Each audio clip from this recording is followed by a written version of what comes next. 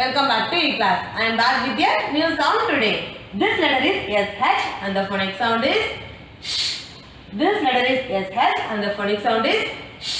Letter SH கான phonic story பார்க்கலாமா? ஒரு வீட்டுக்கு ஒரு குட்டி பாப்பா அழகா பிறந்திருந்தாங்க. அந்த பாப்பா என்ன பண்ணாங்களா? ரொம்ப நேரம் அழுதுகிட்டே இருந்தாங்க. அவங்க அம்மா அந்த பாப்பாவை தூங்க வச்சுட்டாங்க. அந்த பாப்பாவோட அண்ணன் என்ன பண்ணாங்க தெரியுமா?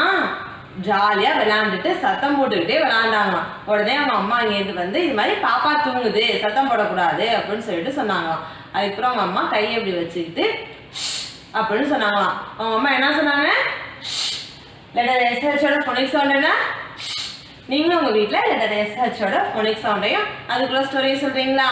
தேங்க்யூ கிட்ஸ், பாய்.